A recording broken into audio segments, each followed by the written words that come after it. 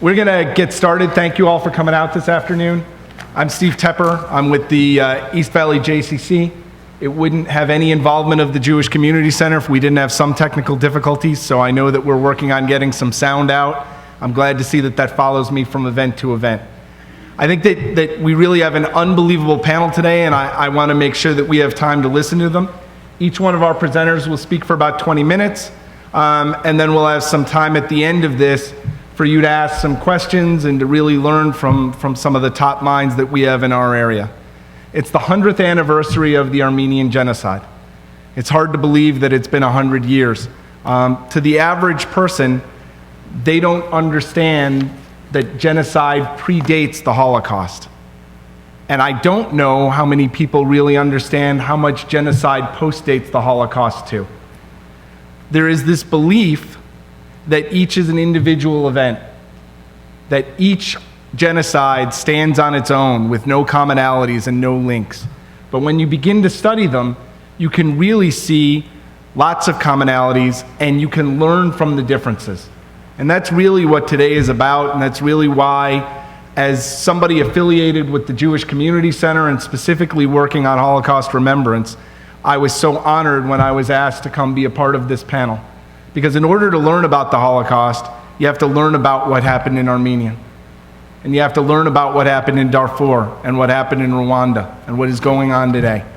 And so those links are really impenetrable. And for us, we really have an obligation to not only live never forget, but also hopefully live never again. So without further ado, our first speaker today is Dr. Björn Krondorfer. He is an endowed professor of religious studies and director of the Martin Springer Institute at Northern Arizona, and he's going to talk to us about reconciliation in global context, why it is needed, and how it works. I do have a handout.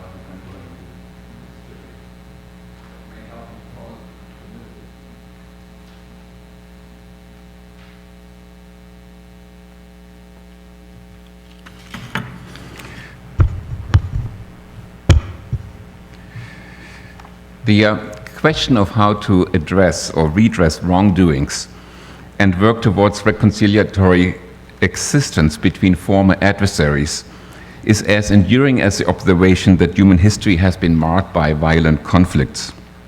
From ancient Greece to Armenia, from the Holocaust to apartheid South Africa, reconciliation is both an idea and a practice that seeks individual and collective healing in situations where seemingly irreparable harm has left people in broken relationships. While proponents of forms of reconciliation differ in their understanding of the term, the question in post-conflict situations remains the same. Can antagonisms be replaced by amity? Can the seemingly unforgivable be transformed into peaceful coexistence? Is reconciliation desirable? Is it possible? What intellectual resources and practical experiences do different communities provide to stitch together a ripped and stained social fabric? I'm not on this panel because I'm an expert on the genocide of Armenians or on Turkish-Armenian relations since 1915, but I do know something about reconciliatory processes, which I have facilitated internationally and interculturally, ranging from post-Holocaust encounters between Jews and Germans, to interreligious dialogue, to meetings in the Nazi camp of Buchenwald between clergy of German clergy and American rabbis, Palestinian-Israeli peace education, and transgenerational trauma work. When I speak about reconciliation, I actually speak about reconciliatory processes, For me, it is a process and not a predetermined result. And indispensable to such processes are three things, and they're actually on my handout. For one, they concern that we need to concern ourselves about the past when we go into these kind of processes. That is, we have to engage in memory work, and that relates to questions of traumatic injury as well as moral and criminal culpability.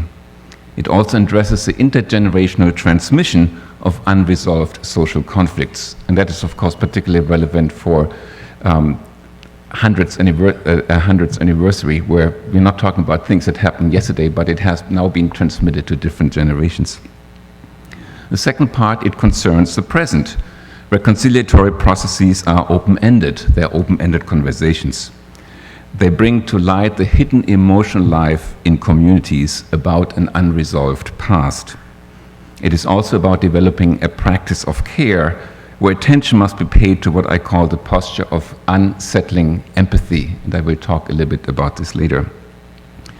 And third, we also need to concern ourselves about the future, and I call these restorative visions. These ask for social repair and ethics of relationality and the value of truth-telling. It calls for imagining alternatives to the current status quo, and it opens doors to new possibilities for communities that remain entangled in past injuries or ideologically entrenched today. I will address all 3 points in turn. First, concerns about the past and the importance about what I call memory work. The concept of reconciliation shifts the focus away from asking either about how to prevent atrocities from occurring or whether to intervene actively in current military and political conflict zones. Rather than being primarily a means of prevention or intervention, reconciliation is an issue of postvention. Reconciliation is of seminal importance in today's world, since we need to find pathways of living together in communities in the aftermath of violence. Recent studies in memory and trauma point to the long-lasting effects of unhealed wounds in the past. If they are left unattended, they fester and become a source of renewed outbreaks of conflicts. Hence, we need to engage in memory work. Sometimes I compare memory work to dream work, at least analogically. We all have dreams, but to understand them, Freud would say we need to interpret them. Same with memory. We all have memories, but in order to understand them, we need to work with them. And that is what memory does. It's a deliberate working through the memories that has been transmitted to us and with which we have grown up in our respective communities. And these memories can stretch over generations. It is particularly difficult to do memory work because memory motivates us to act in a very particular way in the present. Unchallenged, then, memory can serve to fortify our communal borders, defend our social identities, make us cling to stories of suffering and victimization, or insist that we must replay a hero's tale of the past. In contrast to simply having memories that get reiterated in families and communities, memory work is the attempt to work through troublesome memories and to work towards a place in which we are no longer prisoners of the past, but freed to relate to anew to people like us and to people not like us. Tana Akjam, who also has presented yesterday here, writes, quote, "The people of Turkey need to consider the suffering inflicted in their names on those others."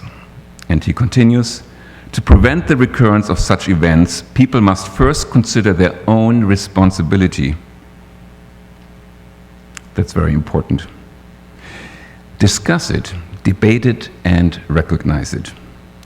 Each and every society needs to take a self-critical approach, end quote. I cannot agree more. A willingness to acknowledge and self-critically account for one's wrongdoing is essential. As such, memory work is not cost-free. Questions of group identity and loyalty are raised. One's sense of belonging may become unsettled. Memory work brings up defensiveness, fears of betrayal, and a desire to withdraw into protected and familiar mental territory. Memory work hence needs guidance. For when it works well, memory work compels us to reconsider our assumptions and renders us vulnerable in the presence of the other. Memory work is channeled through the difficult dynamics of blame and shame, anger and guilt. Dynamics that affect individuals so profoundly precisely because they are not just personal, but trans-individual problems anchored in our cultures.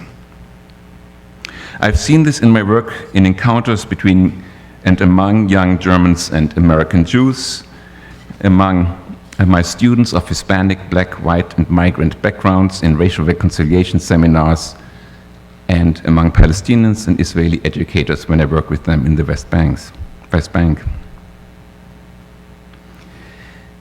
Once we get to the memory work, we can't get stuck there. We also need to address the present. This is where processes of reconciliation begin. In the aftermath of the Holocaust, the international community and civic initiatives have called for greater accountability towards crimes and awareness of the legacy of traumatic memories. Although retributive justice, based on the idea of punishment, is still a strong international mechanism to seek legal redress, reconciliation is a different way of thinking about the needs of communities in which people have experienced acts of mass violence. The concept of reconciliation can be approached politically as an issue of coexistence and interdependence, psychologically as an issue of social affect within interpersonal relations, judicially as an issue of restorative justice and rehabilitation, and religiously as an issue of healing and forgiveness. What they all have in common is a sense that some type of transformation has to occur, not overnight, but throughout processes set in motion that change social and individual attitudes and behaviors. The goal is not to fortify entrenched communities, but to soften these social identity borders, move into territory of unsettling empathy, and risk a transformed understanding of the other. Reconciliation then is a regaining of trust, or of trusting relationships. And just as relationships are always open to change, reconciliatory processes are open-ended. They simply ask participants to share their experiences, ideas, fears, concerns in honest ways in the presence of the other party or community. It shows respect, but not politeness. Importantly, we need to learn how to empathize. And this brings me to my point of unsettling empathy. Unsettling empathy refers to posture that needs to be learned and practiced by people who have come to distrust each other. It is a posture because it is not just a pedagogical tool, it is a practiced awareness and a relational commitment to caring responsiveness. It is also not just compassionate listening, it is beyond compassionate listening.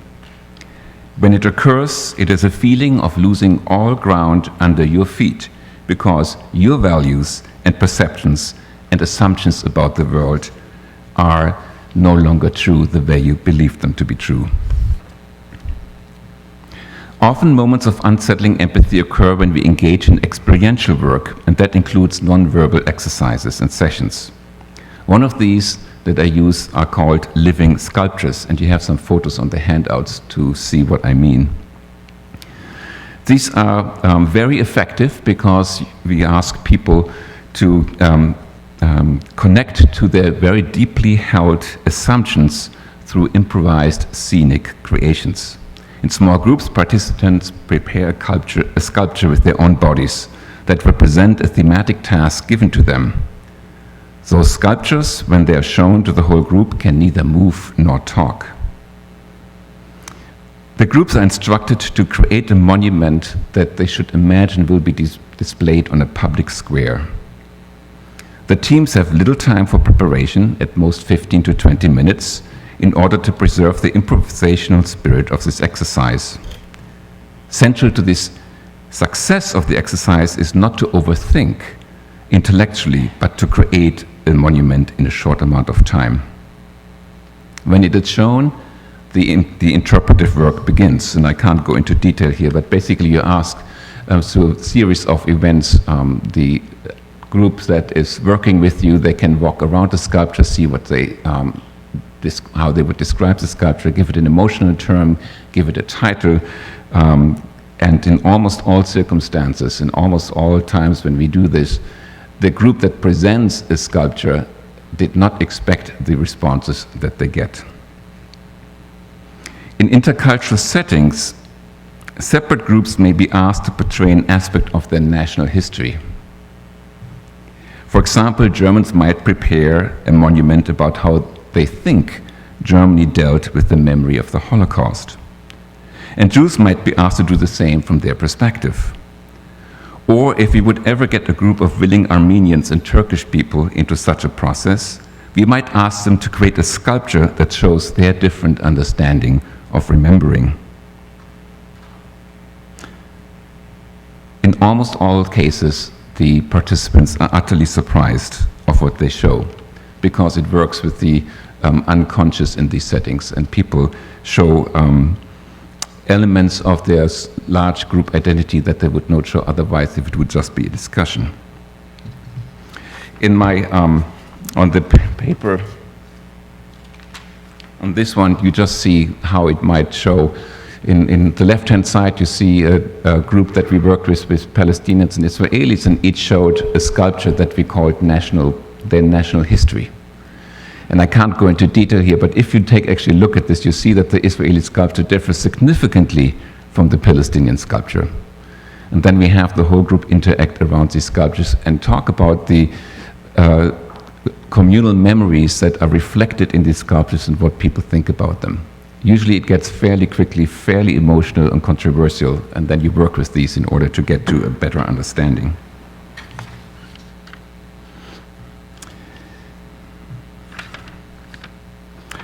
Unsettling empathy then starts with a feeling of being confused and anxious. These are counter-reactions at the brink of compassionate identification. But when these anxieties are dealt with deliberately, unsettling empathy develops into an ethical stance. Ideally, and over time, it can become like a habitus that informs and guides and structures our attitudes toward life. Third part, concerns for the future. Advocates of reconciliation emphasize that it is not a static concept, but an active dynamic that propels former adversaries into newly defined relationships. In this sense, reconciliation might be best understood as a core phenomenon of human interaction that is future-oriented. It is constructive, and it transcends the limitation of self-interested action by moving forward to an other-directed care. Crucial for any restorative vision is a commitment to fairness and justice. Otherwise, desired solutions may just be reduced to apologetic and exculpatory mechanisms in which legal immunity or political amnesty safeguard perpetrators while disempowering victimized communities. A restorative vision needs to live with the as-if, the not yet fulfilled promise, something that we always fall short of, and yet we know it's ultimately the right direction. It is a guide assisting through times of frustration when patience runs thin between communities. It leads participating parties in the right direction, even if they may feel at times dissatisfied by compromises. It is often in small gestures that, amidst cultivated mistrust and political hatreds, there are signals that mention or show a different symbolic order. Tana Aksham, in his book A Shameful Act, The Armenian Genocide and the Question of Responsibility, dedicates his book to Haji Halil, a Turk who sheltered and protected an Armenian family.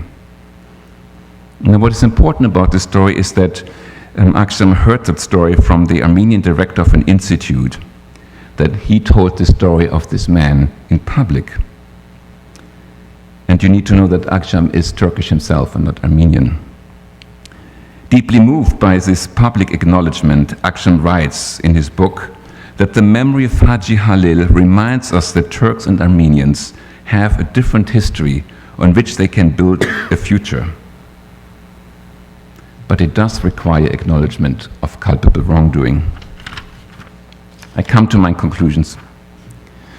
When we engage in global conflict solutions in a religiously and culturally diverse world, we are asked to become conscious of the web of relations that mark our humanity.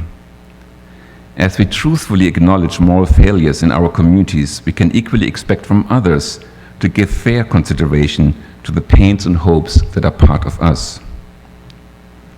We often assume that historic trauma separates us, but Catholic Karut reminds us of the opposite. She writes, "History, like trauma, is never simply one's own. Rather, history is precisely the way we are implicated in each other's trauma." And after 100 years of Armenian-Turkish relationships, I think it's clear that they're implicated in this historic trauma. They may not have found a good way yet to work with that. Jews and Germans abounded in the trauma of the Holocaust, and so are Turkish Armenian people. The two mutually exclusive versions of Armenian and Turkish histories, writes Akşam, must be reconciled. Quote, "The strong interrelationship is inextricably part of the same story." That is, communicating across cultural divides about the effects of trauma not only crystallizes the perception of our boundedness to our respective history, but also reaches beyond the one-sidedness of our own community's history retelling.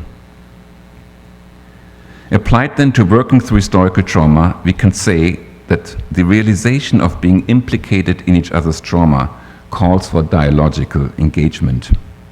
And this can never happen one-sidedly. It is only in mutual responsiveness that we can move towards some transformation. As human beings, as moral agents, we have the capacity to transcend the limitations of merely self-interested action, and we can instead move towards another directed care. And that, of course, is a vision and not a reality, but it's something that needs to guide us as we move forward. So I hope that by the time we get to the 150th commemoration of the Armenian genocide, we're at a different place than we currently are. Thank you.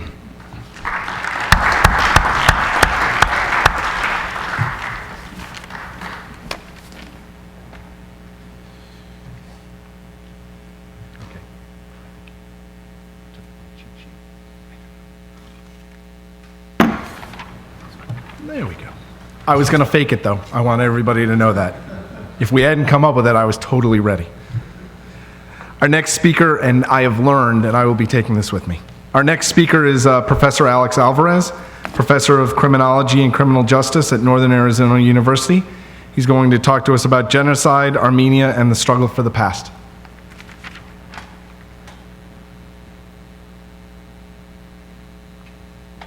Good afternoon, everyone. I'm very happy to be here this afternoon with you. Even though this is a panel on reconciliation and remediation, I'm afraid that I'm not going to be addressing those things directly, but rather a bit more indirectly. I'm going to share some thoughts with you on the issue of the past and the word genocide and how those are playing out in contemporary times. And so I'm going to touch upon some of these themes, but again, somewhat in a roundabout fashion. Furthermore, I think in some ways it's more about raising questions than it is necessarily about coming up with clear answers. My colleague and friend just was talking a few minutes ago about unsettled empathy, I think was the term. Perhaps you might think of this in terms of unsettled expectations. As we all know, this April marks the 100-year anniversary of the Armenian genocide.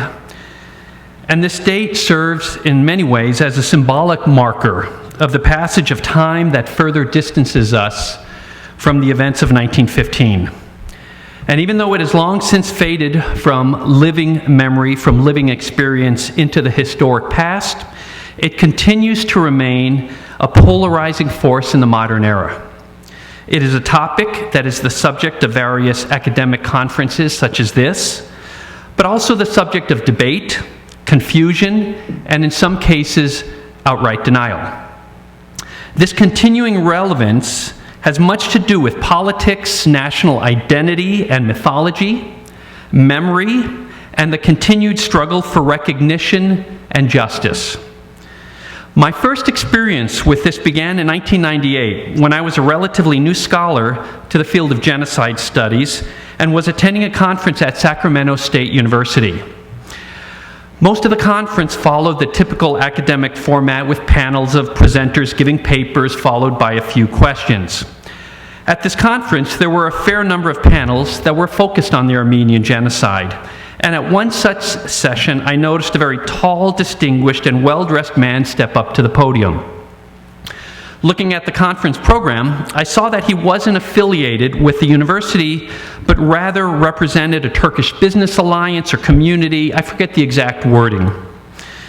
Anyway, he started his presentation with something along the lines of, "I don't know about you, but I'm tired of hearing about all of this death and destruction. Let me take you to paradise." Whereupon he gave a signal, and his assistant, a young man sitting behind a slide projector, began showing slides of rural Anatolia with bucolic landscapes, farm women harvesting wheat, and similar kinds of scenes such as that. He went on in this vein for a while, but then increasingly his presentation began turning towards the First World War, and how there was a lot of fighting with tragic excesses on both sides. Sure, there had been some massacres and other atrocities, but this was war, and all sides in the conflict committed regrettable acts. I don't remember the exact wording. There was something to that effect, and gradually it began dawning on myself, as it was to other folks in attendance, that we were watching genocide denial in action.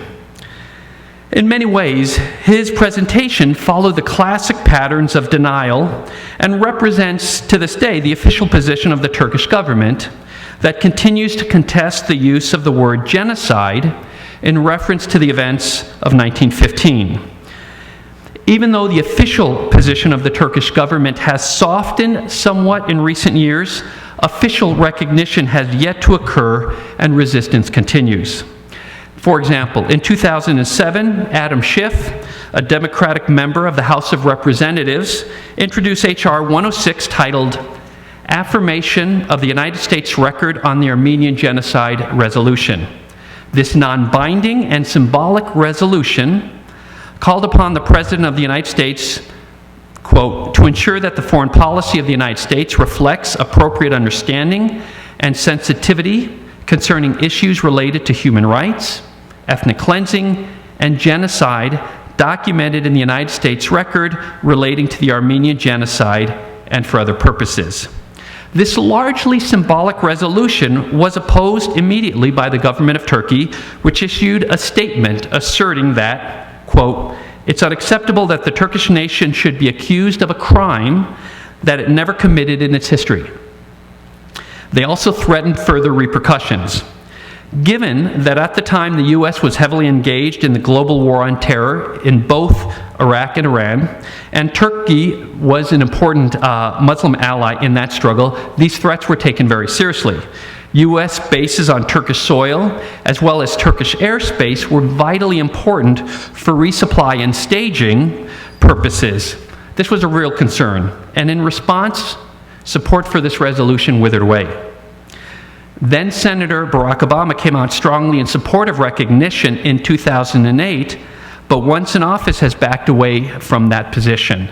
As president, when he has referenced this issue, for example, he has used the Armenian phrase, the great catastrophe or the great crime. Essentially, he has avoided confronting the issue directly by using the G word, and has been strongly criticized in some circles for that omission. These are very contemporary issues.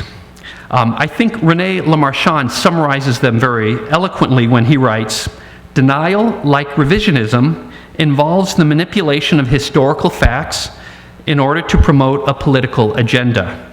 The aim is to leave out some crucial episodes and magnify others so as to exonerate the butchers and denounce the victims as provocateurs. Nowhere is this sleight of hand more evident than in the relentless efforts displayed by Turkish authorities to deny responsibility for the genocides of Armenians, Assyrians, and Greeks. When it comes down to it, denial represents the attempt to rewrite the past in order to legitimize the present. Put another way, it represents what the scholar Pierre Vidal-Naquet refers to as assassinated memories. So why is this still such a divisive issue in 2015? What is it about the events of 100 years ago that continues to elicit such passionate and strong stances? After all, it is not a recent event with direct victims and survivors bearing witness to what they and their community endured. Nor does it involve the possibility of legal actions against direct perpetrators. In fact, various assessments, including that completed by the International Center for Transitional Justice, suggest that the UN Genocide Convention has no real retroactive force except symbolically. Instead, I would suggest that much of this relates to the struggle for recognition that has been spurred by the development, meaning, and popularization of the word genocide, and its impact on contemporary identity politics, especially in more recent years. Specifically, I would suggest that because of the definitional shortcomings of the word genocide and the popularization of its usage, it has become a focal point around which debates revolve, and in some ways has been as much a tool of denial as it has become a tool of international justice, at least in terms of confronting events of the past. As is well known by now, the word itself was first coined in 1944 with the publication of Axis Rule in occupied Europe.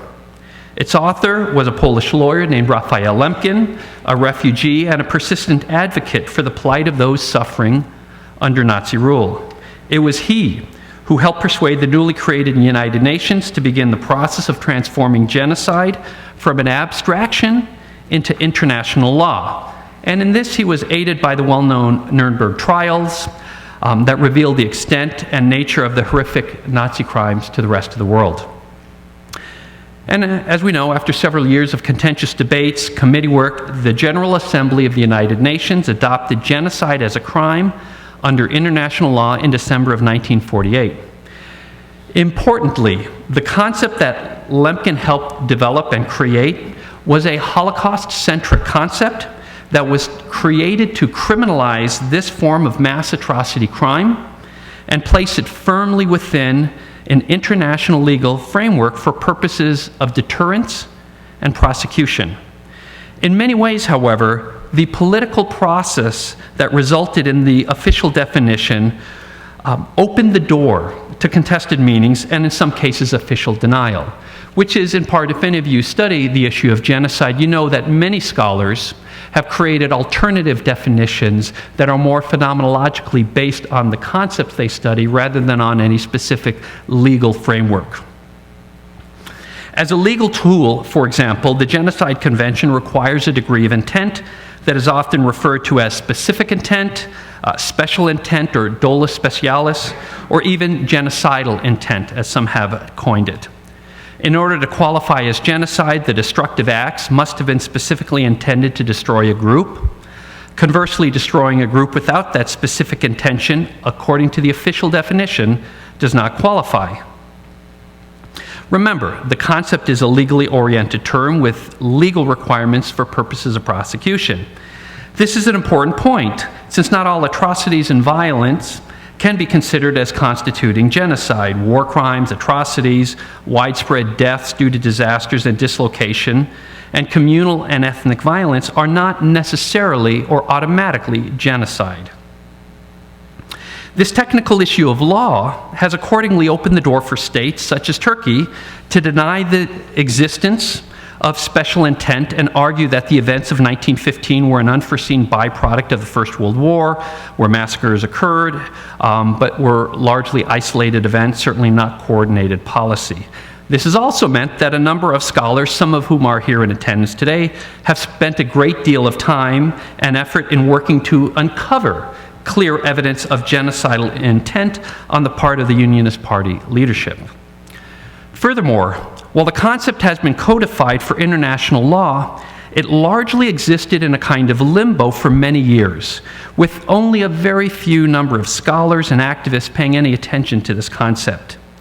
In the wake of 1948, this non-attention was also facilitated by the fact that for both the Armenian and Jewish communities, many survivors were unwilling to speak about their experiences, especially outside of their communities. This is not unusual, as trauma, both collective and communal, are often processed, understood, and treated as intensely private and personal matters. This neglect of the concept of genocide first began to change in the 1960s and 1970s, and really gained traction with the end of the Cold War, coupled with more recent examples in places such as Bosnia, Rwanda, and Darfur that had the benefit of modern mass communications and were essentially accompanying people in their evening routines on the nightly news or in other such kinds of technological venues. All of these things, in other words, have served to bring the concept of genocide into the mainstream of popular consciousness and debate. During this time period, not only did the academic study of genocide proliferate as a subject for scholarly attention, but attention also grew among activists and the general public. In recent years, applying the label of genocide to the experiences, both contemporary and historic, of many communities has become increasingly common. This is as true for Native American communities, First Nations people, and other indigenous populations as it has been for Armenians, Pontic Greeks, Assyrians, East Timorese, Kurds, Tibetans, and various other groups. This has also, not surprisingly, been accompanied by a great deal of resistance and debates as various sides argue the merits or non-merits of applying the term to specific historic events. Why have we seen such debate and denial? What is it about this particular word which calls forth such strong reactions, especially when retroactively applied to historic events for which the issue of legal accountability and prosecution is largely moot? Part of the answer lies in how the word genocide is commonly perceived. In a relatively few short years, it has been transformed from a largely obscure word used only by a handful of scholars who study mass atrocity crimes to a mainstream term understood and used by many people, not just academics. Since its inception in 1944, genocide has come to represent the most heinous possible crime in the minds of many. Or as various writers have suggested, genocide is the supreme crime or genocide is the ultimate crime. What could be more horrific than trying to wipe out an entire population? And much of this perception is arguably due to the Holocaust, perhaps the single most studied and written about event in history. In many ways, the Holocaust has become emblematic of genocide, and the imagery of the concentration camps, death head insignia, and gas chambers have become synonymous with unbridled evil. Say Auschwitz or Dachau, and most people will immediately understand what you were referring to. So genocide, especially as exemplified by the Holocaust, has become shorthand for the worst possible kind of collective violence. It has become, to borrow David Moshman's phrase, the ultimate human rights catastrophe, and thus the measure of all catastrophes. When Raphael Lemkin first coined the word in 1944 in his book Axis Rule in Occupied Europe, he did so because he felt that traditional words and terms and concepts used to describe large-scale mass atrocities simply did not capture the full extent and nature of the Nazi-perpetrated outrages. In his eyes, the term mass murder and war crimes, for example, could not encompass the broad range of tactics, the systematic nature, or the deadly intent of the Holocaust, and so a new word was needed. The vocabulary of atrocity was, and still is, quite limited. Genocide, therefore, was conceived in order to fill a perceived need in the language surrounding certain kinds of crimes, and because of this, it has become the preferred word whenever individuals or groups want to suggest that something is the absolute worst and condemn it in the strongest possible way. Because genocide has assumed this special status as being the apex of evil, the term has been used increasingly to acknowledge extreme victimization.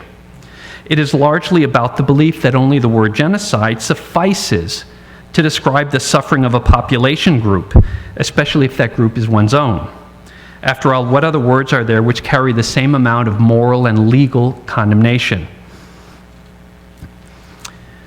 If the word genocide represents the worst fate that could befall a group, then by implication, if it is not considered genocide, the suffering and victimization experienced by those people is somehow perceived to be diminished.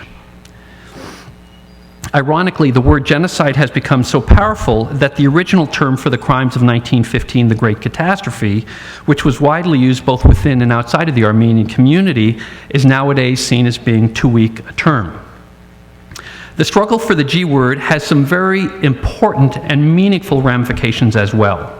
For Turkey, their continued denial of the word concerns a variety of contemporary as well as historic issues.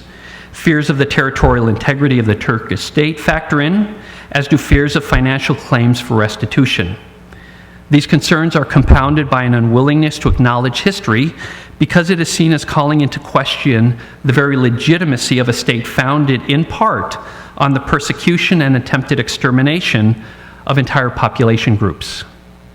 All states depend upon widespread perceptions of their legitimacy, and as such, historic injustices, especially when publicly acknowledged as being genocidal, are perceived as posing an existential threat to those perceptions. It would mean rewriting history in a way that is not comfortable or easy for many. For traumatized communities, the word is important because it has often come to symbolize the ongoing efforts of many groups to overcome historic trauma and to revitalize their cultures and reclaim and assert their identity in the modern era. It also often represents an important call for justice, even if only as a symbolic acknowledgement of the suffering and wrongs perpetrated against their community. All of the various motives mean that ultimately genocide has become no one single thing, at least not in terms of how it is used. The word genocide has a different meaning for the activist calling attention to the plight and suffering of their people, while for the scholar intent on categorizing, delineating, comparing, and describing, it may mean something else. For politicians, it's often a word used to elicit moral outrage and condemnation in the name of human rights or sometimes geopolitical advantage. While for the lawyer attempting to build a case against a human rights violator, it is a legal tool. In many ways, one term such as genocide can never completely encompass all we wish to acknowledge.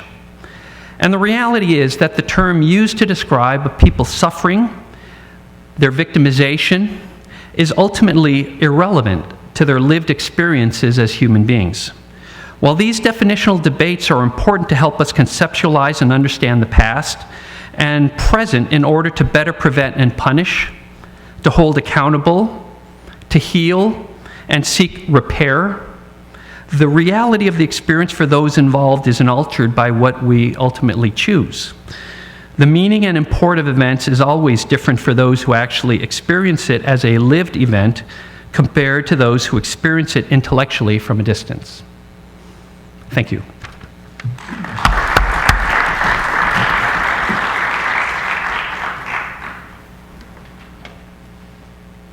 Our next speaker is Armen Sargsyan. Okay. He is a Hubert Humphrey Fellow, Walter Cronkite School of Journalism and Mass Communication here at ASU, and he is going to speak to us about the valve moves, the possibilities for Turkish-American rapprochement after the centennial. Thank you very much. I'm not a scholar and historian. I'm a journalist and documentary filmmaker, and that's why I would rather share my thoughts and experience, what I had in working in Turkey and having Turkish colleagues and inviting them to Armenia to see what's going on in their neighbor country. And the first experience I had actually was to see this ancient Armenian city and capital Ani from Yerevan. And this experience was very much difficult, as much as these Armenian-Turkish relationships are, because I need to take a flight from Yerevan to Istanbul, 2.5 hours, and then from Istanbul to Turkish city Kars, which is 2 hours, and then drive 1 hour, and then go to Ani, to see Ani, and go back to Armenia again with taking these flights. And it took 8 and 5 hours from me, but actually I could see the city Ani from Armenia. And because of the closed borders and because of these problems, driving to city of Armenia, it's only 1.5 hours from Armenian city Gyumri. And this was my first experience. And then the second one was when I have already decided to do something, some documentaries and to find some untold stories about Armenian-Turkish relations. I went to the opening of Armenian church.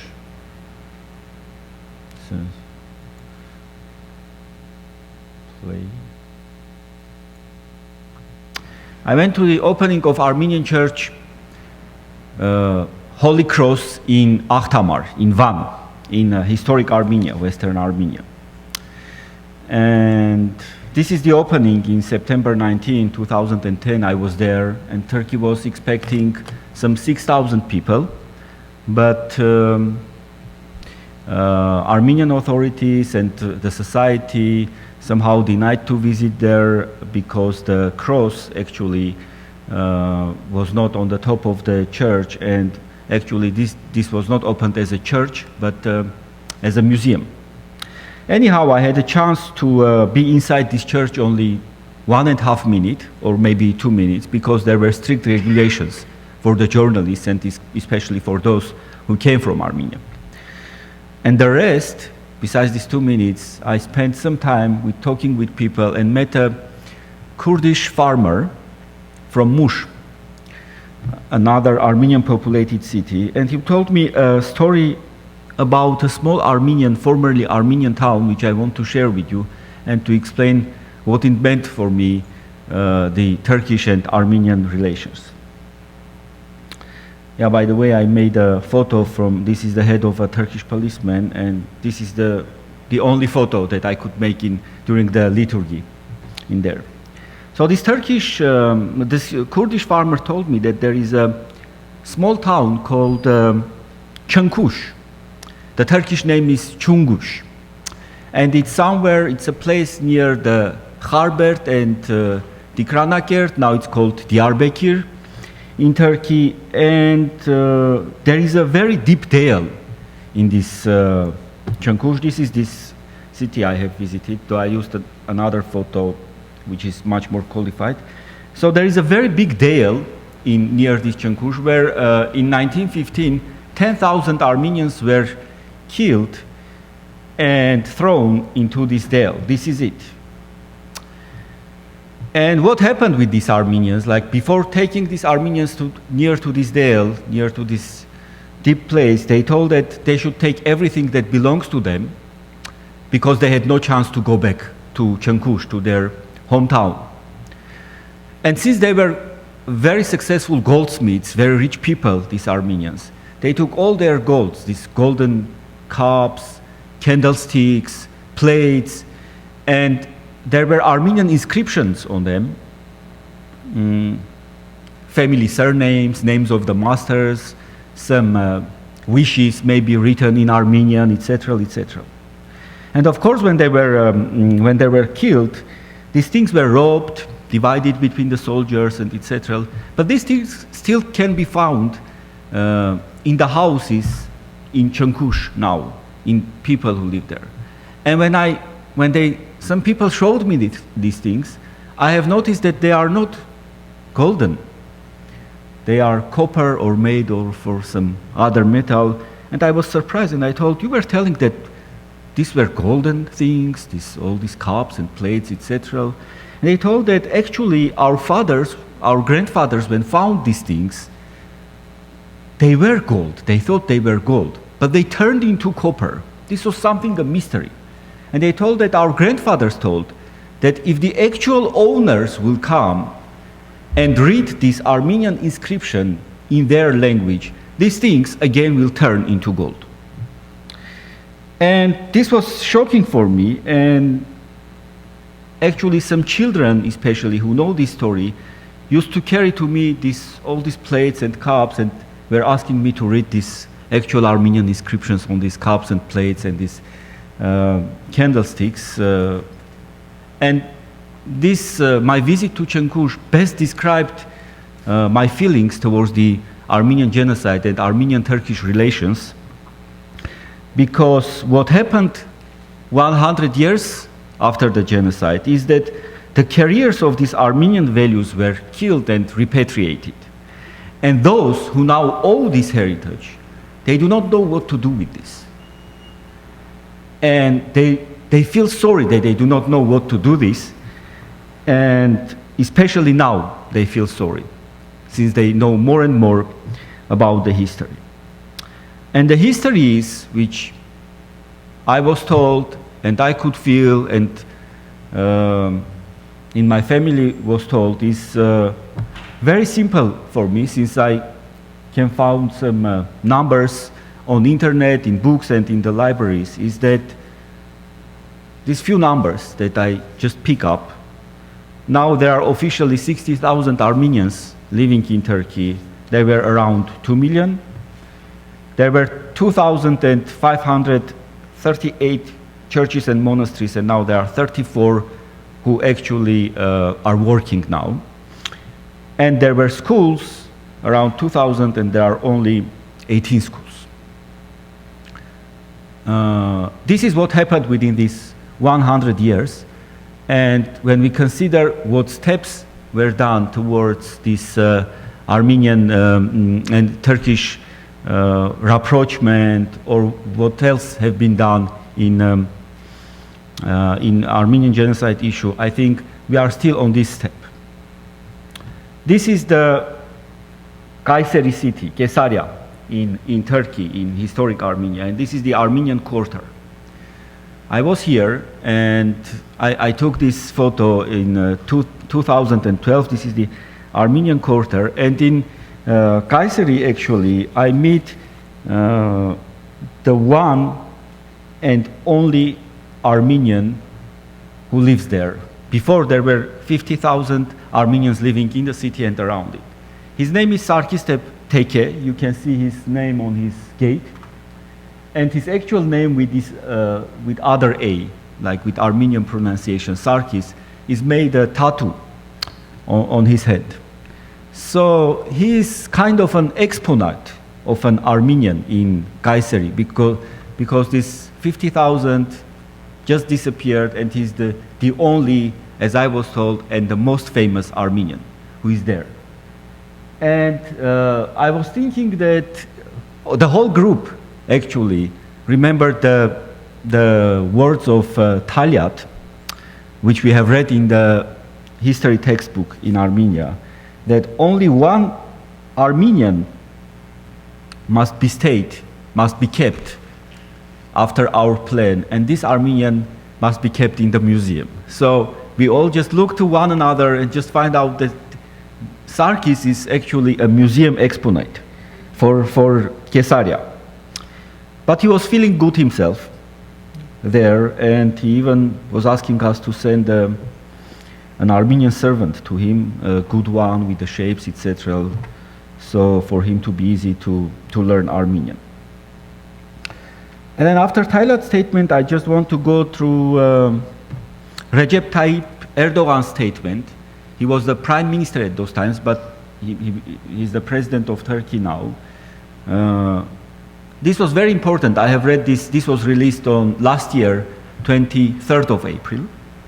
That the 24th of April carries a particular significance for our Armenian citizens and for all Armenians around the world, and provides a valuable opportunity to share opinions freely on a historical matter. As a Turkish proverb goes, fire burns the place where it falls. Now, a lot of people and experts really think that this is a progress between Armenian and Turkish relationships. But I would say that this is a progress a little bit more in politics than between the Armenian and ordinary Armenians and ordinary Turks, who of course know a lot of equivalent of these proverbs, but they have never explored this proverb after 100 years. And I want to say something about recognition and something about some steps of Armenian genocide that actually took place not now, not before or after Erdogan's statement, but just after 4 or 5 years of the Armenian genocide. This is a historical fact that I just came through and I want to share with you. In February 1919, that was already the sunset of Ottoman Empire, Ahmet Tevfik Pasha, the Turkish prime minister, the Grand Vizier in the palace, officially applied to 4 somehow independent countries. I have the names of these countries: Switzerland, Denmark, Spain, and Holland, asking them for judges to establish an international court for the massacres of Armenians. So the trial that we expect today actually started in 1919, and it started in Turkey. And 300 people were accused for organizing the Armenian massacres. But most of them were escaped from jails, and those who remained, they were, the death penalties were delivered to them. And this is the Mehmet Kemal Bey, the criminal behind the deportation and massacres of the Armenians in Yozgat, Tokat in 1915. And he was hanged in Bayazit Square in Constantinopolis, Istanbul. This square still exists. And there were a lot of officials present in this death penalty, which was actually the result of the trial of the Armenian massacres towards Mehmet Kemal Bey. There were higher officials, the head of the gendarmerie in Istanbul, the head of the, actually the mayor of Istanbul, it was called Constantinopolis at that time. And his last words, according to a French source, some French witness who was there, was that, dear citizens, I am a Turkish official. I carried out the orders I was given. And to please foreign people, our government is hanging me now. And the last words were, of course, the death to the Armenians and the eternal enemies of the empire. So this statement of a person who did a lot in these mass killings and in planning and organizing, these statements, to my mind, contains everything, all this, the history of the Armenian genocide, starting from its planning, implementing, and later, which is also a genocide, I think, the third or fourth, I don't know, phase of the genocide, the denying of it. And the facts that, this fact shows under that the political circumstances sometimes made Turkey to do steps in the beginning of the last century. And actually the countries who were involved under the pressure, this was done under the pressure of Great Britain, USA, under the Sèvres, in French it's called like Sèvres Treaty, etc. And what we have now after 100 years is again this politics that I think speaks between Turkey and Armenia, and again these pressures of the countries that pressed in the beginning of the last century, and now the same countries again are pressuring. But the Armenia and Turkey actually do not do any relevant step after 100 years to just talk in one language. I would rather explain what I mean is that we don't need to have a common language to talk, but for Armenians, we have already for us found that it's a genocide. We feel it and we know it, and we know a lot of stories in our families, and we know the history, etc. For the Turkish people, as far as I talked with a lot of Turkish officials and politicians and film directors, journalists, etc., there is not one very common term to describe these events. The government officials would say tragedy. Some civic leaders would say genocide. Some others would say massacres. Some others would say deportation, etc. And this means that the dialogue sometimes divides into several parts because there is not a special language to talk and to find out really what was going on what will be going on between Armenia and Turkey. And at the end of this panel, I actually wanted you to show a small part of a film that I made in Armenia and Turkey, but there were some technical problems. But I just want to share the idea of making this film, that for buying something online in Armenian web pages, I suddenly came across to an announcement that I sell an Armenian Turkish chessboard. It was very interesting. What is this Armenian Turkish chessboard? And I just called to this master and met him, and I found out that this master within 2 years made an Armenian Turkish chessboard where the Armenian king actually is the Armenian Zoravar Andranik, and the Turkish king on the chessboard is Abdul Hamid. The Armenian pawns have their own Armenian heroes, and the bishops, they have Turkish bishops, Talat and Enver, etc. So this was the big Turkish-Armenian battle on a chessboard. And from this our project started, which we called Memories Without Borders, and made 4 films with our Turkish colleagues. And I encourage you to watch it. I will just put the link, and then those who are interested, you can go through this link and see it. It's the end. Yeah, this is it. That's it. Thank you very much.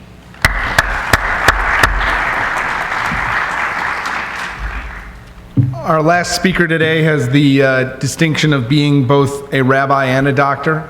I'm not sure if you wake up in the morning and decide which hat you want to wear. Rabbi Dr. Shmuly Yanklowitz is the executive director of Valley Beit Midrash, and he's going to speak to us today about collective healing, reflections from the 20th century Jewish experience. First of all, I want to thank you all for coming out on a Sunday.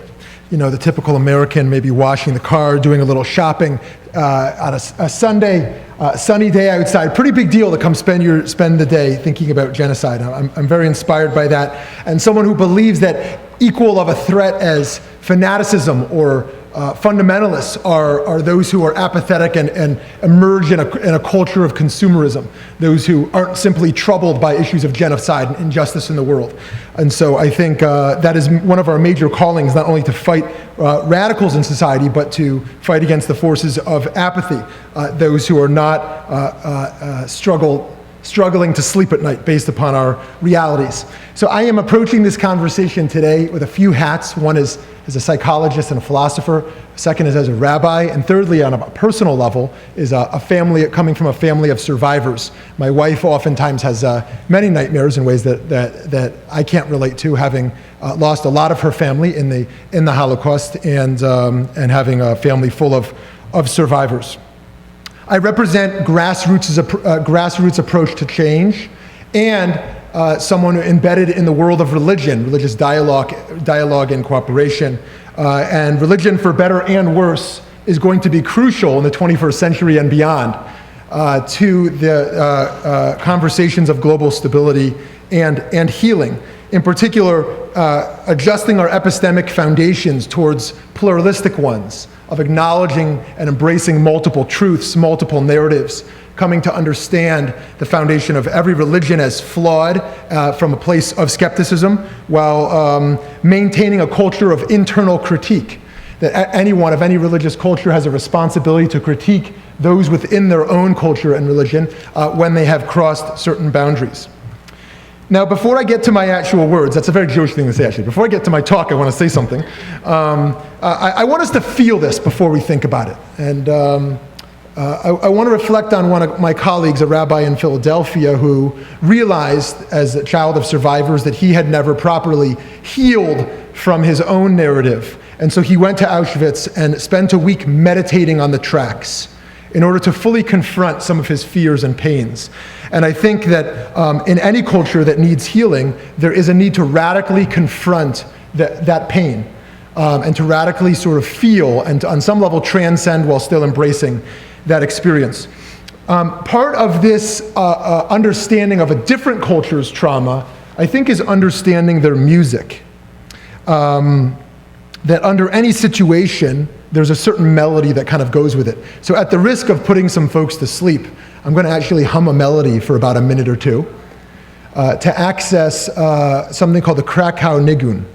If you've ever heard the Krakow Nigun, it was a melody that came out of Krakow, Poland. And the first part of this melody is one of trauma, and the second part is a melody of redemption. And I want you just to tap into what you sort of feel in both parts of this wordless melody. Hi-dai, da-dai, dai, dai.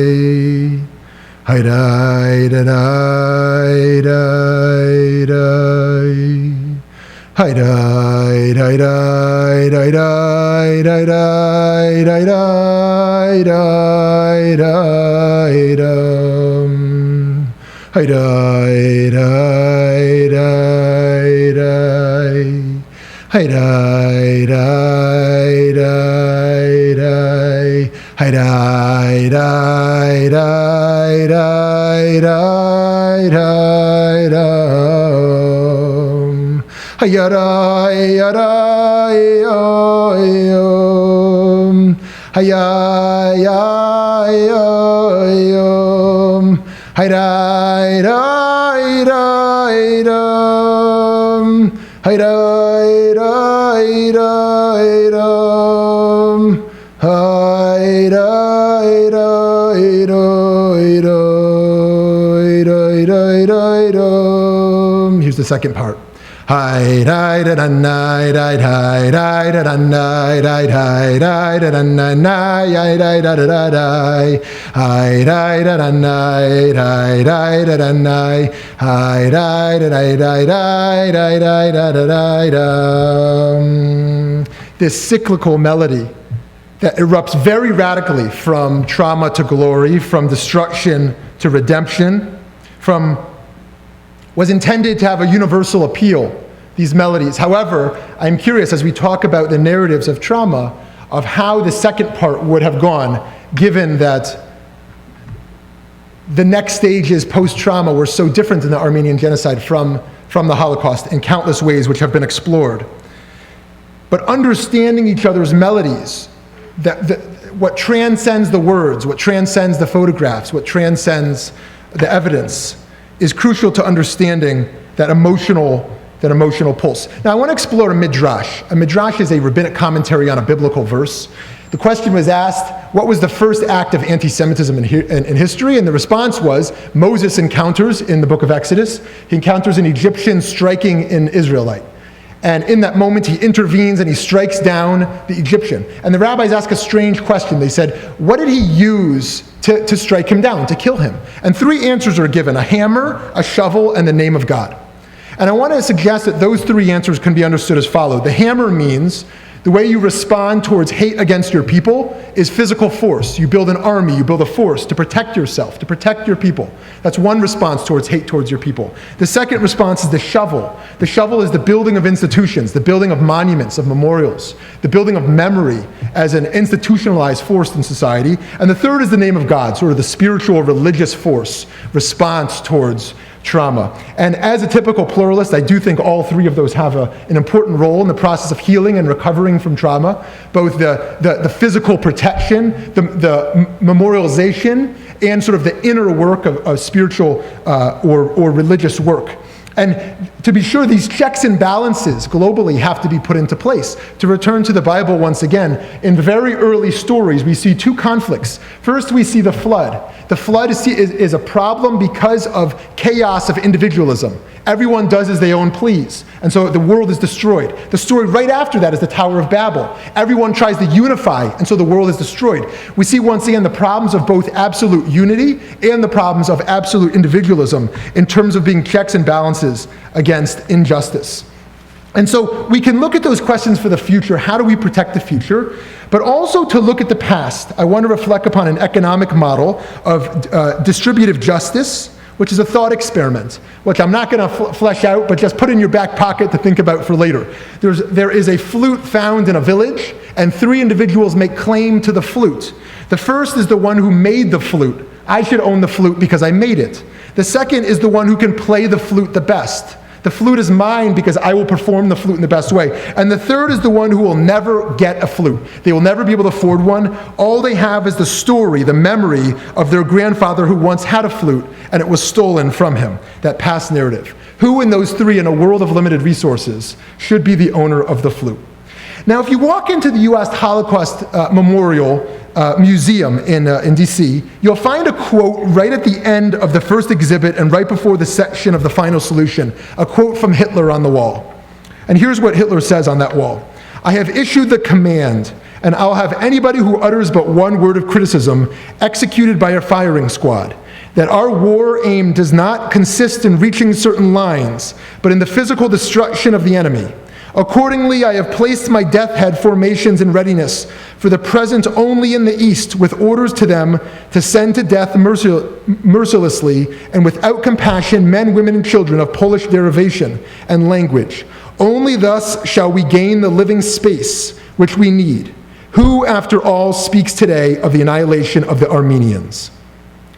Now, I was in touch today with Rabbi Yitz Greenberg, who was the chair of this U.S. Holocaust Memorial Museum, about his experience. He said a Turkish ambassador came to the museum and threatened him as the chair to take down this quote of Hitler, "After all, who today speaks of the annihilation of the Armenians?" He was threatened and bullied to take down this quote, otherwise it would have severe implications for the state of Israel.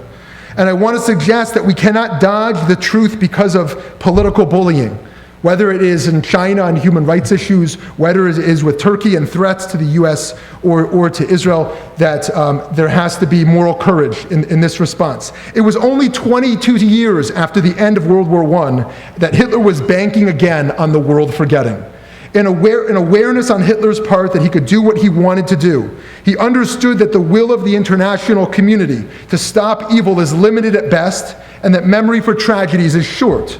And because of what happened to the Armenians, he felt that he could have his way with the Jews. Hitler's model of who remembers the genocide of the Armenians set the stage for him to think that no one cares, no one remembers.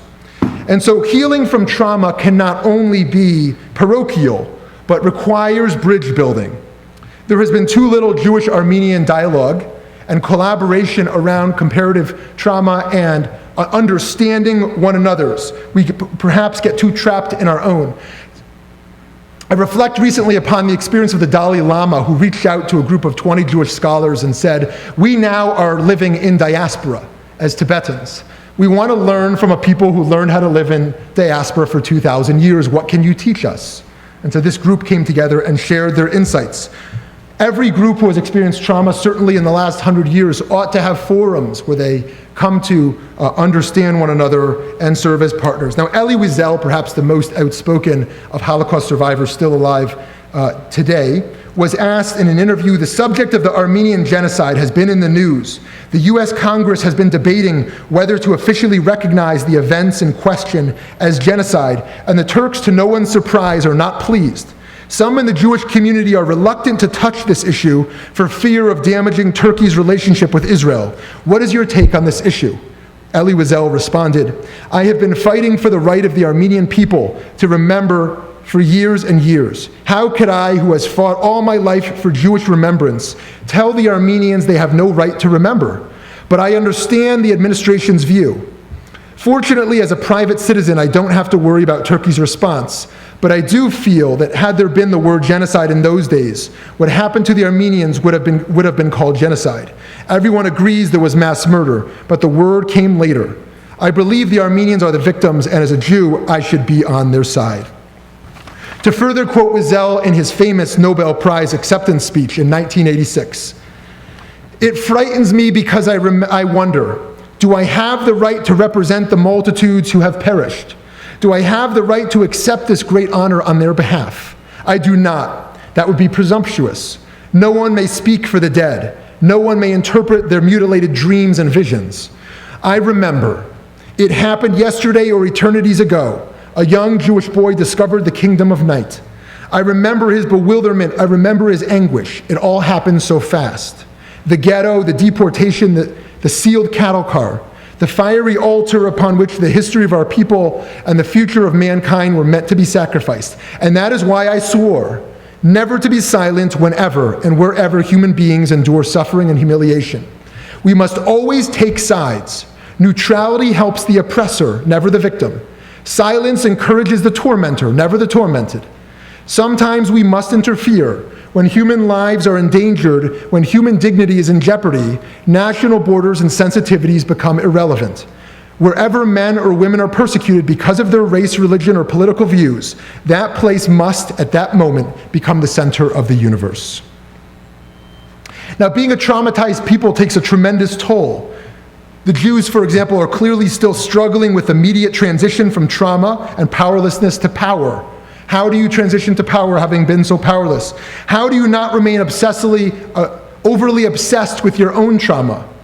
Do you not be caught in your own narrative, so caught that you can't see someone else's trauma? Is it all about me and assuming no one else's pain is like my own? Certain neurologists have shown studies that trauma lasts for 7 generations. How do those stories, how do the memories, as they continue to be reconstructed, how do we take responsible for those memories? The Armenians also have a huge diaspora, many who don't want to live in Armenia, similar to Israel. And the question becomes, how do you continue to survive and tell those stories? How do you keep those stories alive? Viktor Frankl explained in his founding of logotherapy that those who survive are not physically stronger or weaker, not more religious or less religious. Those who survive are those who are able to construct meaning and continue to reconstruct meaning out of past narratives. And so the mass atrocities and genocides today and the extreme victimization we continue to see, I believe we not only need a scholarship approach, not only a religious grassroots approach, but an activist approach. To think today about, most pressing in my view, Syria, but also Sudan, the Democratic Republic of Congo, Eastern Burma, to talk about what's happening in Yemen and Libya, and of course of Darfur. That as these very complicated conflicts continue to evolve, we can't talk about past traumas without taking responsibility for today. On Syria, where somewhere between 200 to 300,000 have been killed by Assad, millions displaced, and the Assad dictatorship launched another chemical attack on civilians this last Monday, killing 6 people and opening the possibility for further attacks. Essentially, Assad has nullified the September 2013 Chemical Red Line Agreement, and he has violated a UN Security Council resolution which prohibited this under Chapter 7 of military and economic sanctions only 11 days ago. And so to heal, there needs to be accountability, there needs to be responsibility for the past. I can't imagine the Holocaust narrative without the German accountability. This is a crucial part of us continuing to go forward. But in addition to that accountability, there needs to be the spiritual work that has to be done. As the famous quote goes, resentment is like drinking poison and hoping your enemy dies. And so continuing to not heal one's own community, but merely look outwards, will also not resolve the situation. I'll close with just a thought on the holiday of Passover, which is coming up for me and fellow Jews in a few weeks, and how responsibility for our religious rituals and narratives are crucial to shaping our own narratives. And the one example I'll tell was there was a force called Amalek, which as the Israelites leave Egypt and they're traveling for 40 years in the desert, this group called Amalek attacked them from behind.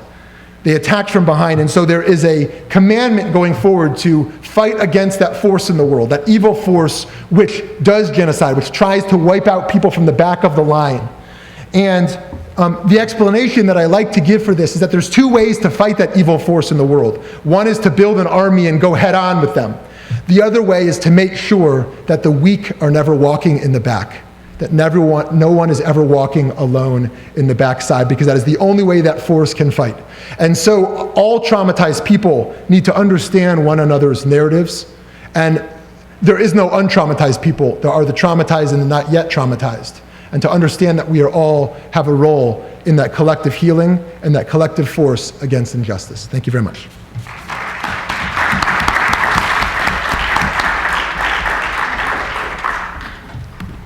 We have run a little long, so we have time for one or two questions. I would ask that you please make use of the microphone, and that way it goes into the video that we are recording. And if you would like to stay afterwards, I'm sure our panelists would be more than happy to answer your questions directly. Yes.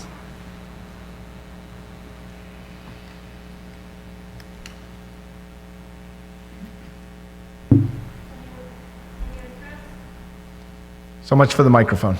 Can you address what's happening in Turkey now? Who would like to take? Yeah. Nope. Nope. I was just asking who would like to take the question. The question was, What's happening in Turkey now in regard to two things?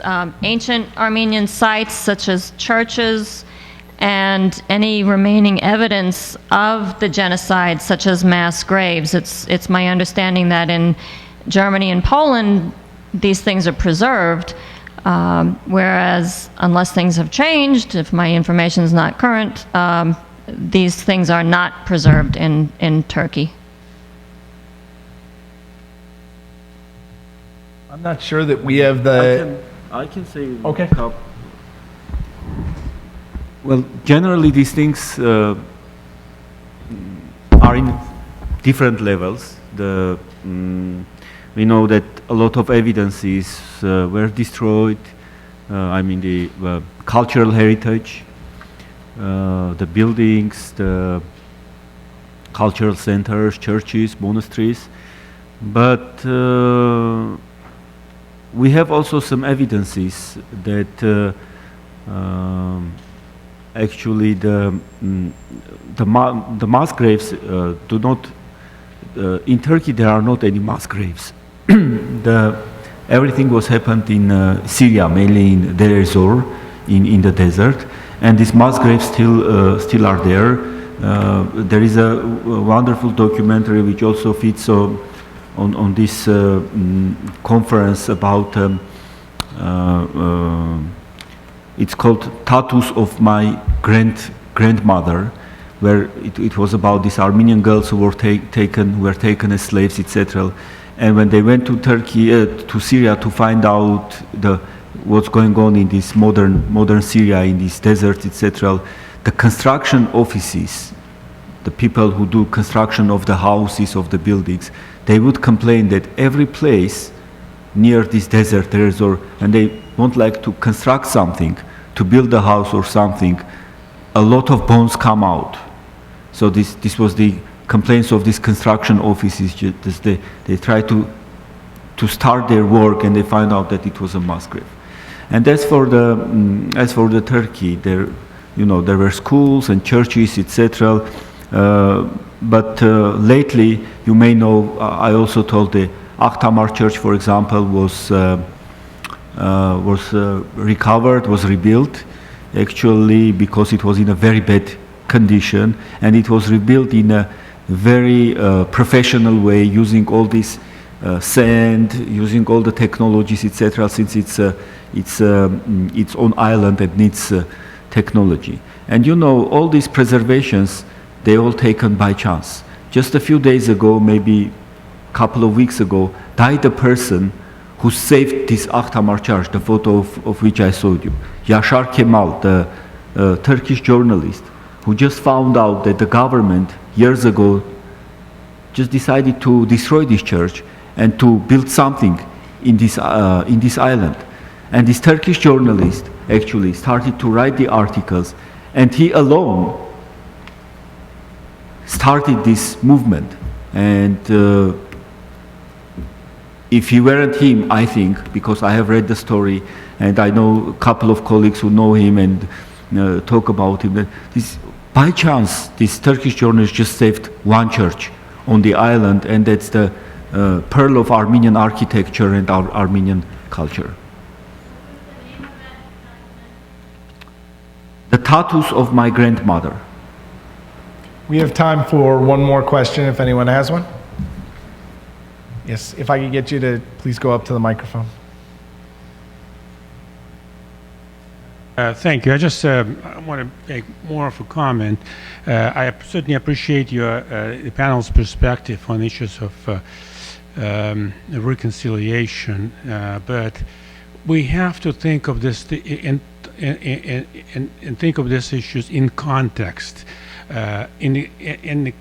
We cannot completely decontextualize this issue in the Armenian case. It's not about just us as diaspora Armenians thinking about what happened 100 years ago. The Republic of Armenia, for better or worse, the era of Armenian culture, statehood, and national identity, is at war with a satellite of Turkey, as a close ally of Turkey, Azerbaijan. When you think about how we can reach reconciliation, we have to take this reality into account. Armenia is in a state of war every single day. We get information about confrontation, about shooting, about deaths on the front line. And everyone expects, at least in Armenia, everyone expects things to deteriorate. So when you think about, when we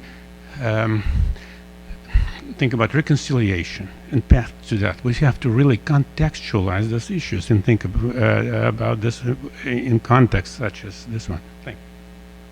Thank you, and thank you all for coming out today. We really appreciate it. Have a great rest of your weekend.